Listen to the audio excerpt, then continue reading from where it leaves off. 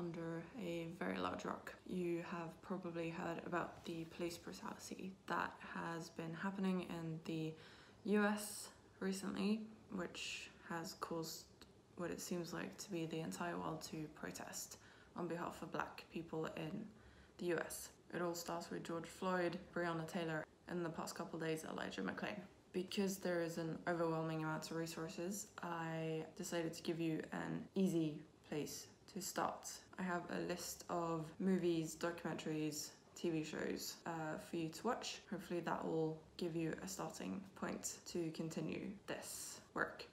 They're just a mix of movies that I have seen and have not seen and are next on my list. These are also a mix of both films that are on the topic of Black Lives Matter or about black stories made by black filmmakers. So let's begin. So the first documentary movie I want to recommend is 13th. It's directed by Ava DuVernay. It's a documentary that tells you about the 13th Amendment in the United States Constitution. Basically explains why the policing system and the prison system in the US works as it does. The 13th Amendment essentially allows enslavement to continue throughout prisons. 13th is extremely eye-opening. If, like me, you didn't learn much about American history at school, then this is a great starting point, I think.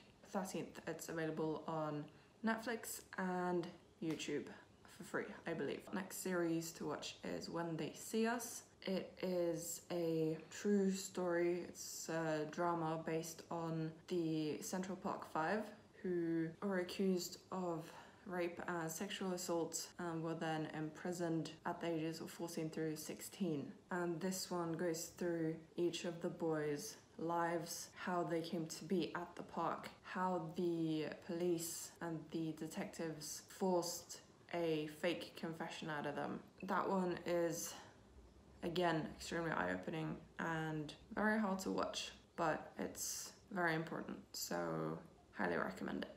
Next is another documentary series. It's one I'm currently watching, Who Killed Malcolm X, also available on Netflix. This one tells the story of Malcolm X, his upbringing, his assassination, and you have these people going around to interview and talk to people who knew him when he was alive, and then trying to figure out who was the person or the people who killed Malcolm X. I think I have 2 episodes left, so that one's also highly recommended. Each episode is about 40-50 minutes long. Okay, so next one is Dear White People, which you probably heard about. It came out in 2017. It has 3 seasons so far. It's 30 minutes long each episode, and it centers around a group of black students at a predominantly white Ivy League college. They try to navigate various forms of racism and other types of discrimination. Also highly recommended. I really like the series. Next we have Get Out from 2018, directed by Jordan Peele. So this is a horror movie, and those of you who are not fans of horror, it's more of a psychological horror in that there's no jump scares or disgusting monsters or blood or anything like that. It's more of a racial horror, I would say. So even if you're not a fan of horror movies, I still recommend this one. I'm sure most of you have seen it, but for those of you who haven't, I'm not going to give any spoilers. The movie starts with a black man who has a white girlfriend, and they're going to meet her family in her hometown. But then there's a dark twist. There's like this whole racism plot that comes to light. This one is available on Amazon Prime and YouTube, so check that out. Next we have Moonlight by Barrett Jenkins, 2016. It's about Juan, who is a young African-American man. He struggles with his identity and sexuality. So it's a coming-of-age story, so we see him at different stages in his life, in his childhood, teenage years, and once he's an adult. The cinematography is really nice. It's a movie that you should see. Then if you're a superhero action movie fan, I recommend Black Panther. So Black Panther returns home to his kingdom of Wakanda, where he takes over the throne. There are enemies and such who try to attack Wakanda for their technological advances. So then he has to enlist like the CIA or whatever to save Wakanda from being dragged into a world war. The movie's a lot better than that summary, honestly. The soundtrack by Kendrick Lamar is amazing. Another great movie to watch. Alright, so the next ones are ones that I have not seen yet, but are next on my viewing list. I can't say too much about them, so I'll just tell you the title, who they're directed by, and a short synopsis. This one is specifically about the Black Lives Matter movement, and it's called Stay Woke, the Black Lives Matter Movement. It's directed by Lawrence Grant. It came out in 2016. So it's a documentary which takes us through the events that led to the rise of the Black Lives Matter movement. It shows continued instances of police brutality and injustice. So the people who are interviewed are various activists, leaders, journalists, celebrities and scholars, and they talk about their own experiences that lead to their involvement in the Black Lives Matter movement. This documentary is available on Amazon Prime or YouTube. So next we have another documentary. It's called LA 92. It's by National Geographic, and it is available to watch on free on YouTube apparently. So this one is about the LA uprisings of 92 following the death of Rodney King, who was killed by police officers, and it talks about the history of police brutality as well. We also have Mudbound from 2017 by Dee Reese, and it's a poignant period drama focusing on two families in Mississippi with differing experiences of racism at the end of World War II. Okay, and this one, another documentary, it's again on the topic of wrongful accusations and being sent to prison while not being guilty, and it's the Khalif Browder story by Time. This is about Khalif Browder. He was a teen from the Bronx.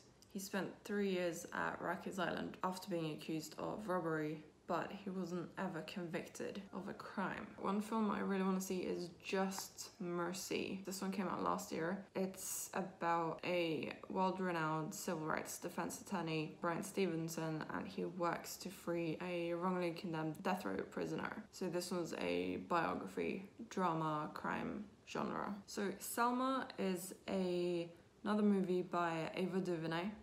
She's an amazing director. She's a black female creator. But yeah, so Selma came out in 2014. It's another biography, drama, historical movie, and it chronicles Martin Luther King Jr.'s campaign to secure equal voting rights throughout the famous march from Selma to Montgomery in Alabama. Next, we have a book to movie adaptation. The book was written by Angie Thomas, and it's The Hate U Give.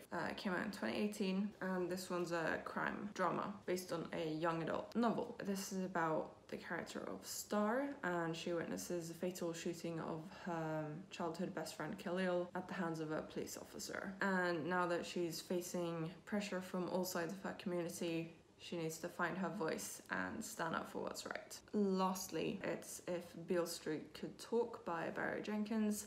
Came out in 2018. It's a drama romance, and this one's also based on a book by James Baldwin, and it's about a young woman embracing her pregnancy while she and her family set out to prove her childhood friend and lover innocent of a crime that he didn't commit. Yeah, that's the end of my list. Of course, there's millions of other movies and documentaries and shows to watch. I just wanted to give you a starting point, and probably from the summaries of all of these movies you can tell most of them are about police brutality, false accusations, being sent to prison without being guilty, themes along this topic, which is why I wanted you to start out by watching 13th if you haven't already, because that explains the American policing system and the 13th Amendment so well. From that you'll start to understand why you have so many black people being killed by policemen and being sent to jail and being arrested for doing nothing at all, which really isn't fair.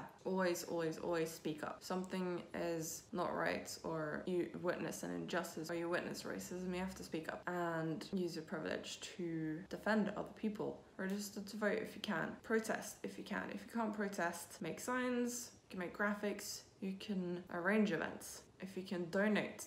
If you can't donate, there's a bunch of YouTube videos which you can just leave running in the background, and just your views is gonna donate money to different causes. And just because the topic may not be trending anymore doesn't mean you can just stop what we've been working on for the past couple of weeks. Just because the social media feed is back to normal doesn't mean that you still shouldn't repost or share resources and information.